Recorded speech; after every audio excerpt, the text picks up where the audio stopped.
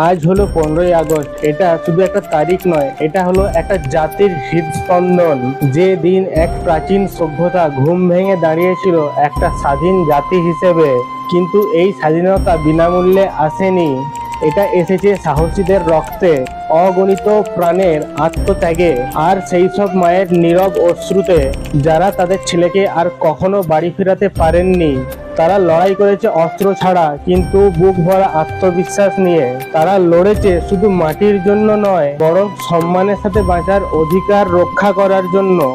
আজ যখন আমরা জাতীয় পতাকা উত্তোলন করছি, স্বাধীনতার হাওয়া বুক ভরে টানছি, নিজেদের প্রশ্ন করতে হবে আমরা কি করব স্বাধীনতা রক্ষার জন্য। স্বাধীনতা কোনো বাক্সে রাখা উপহার নয়, এটা হলো এক শিক্ষা যেটা আমাদেরকেই রক্ষা করতে হবে। ঐক্য, প্রেম আর দেশপ্রেম দিয়ে, যেমনটা আমাদের বীর সন্তানেরা করেছিল আমাদের দেশকে স্বাধীন করার জন্য। আজকের এই বিশেষ দিনে আমরা আমাদের বীর সন্তান নেতাজি সুভাষচন্দ্র বোস, ক্ষুদিরাম বসু, ভগৎ সিং এবং দেশের সমস্ত ফ্রিডম ফাইটারদের সম্মান জানাই, কারণ তাদের জন্যই আমরা আজকে এই পৃথিবীতে বসবাস করছি, আমাদের ভারতবর্ষে, আমাদের দেশে নিজেদের মতো করে জীবনযাপন করছি।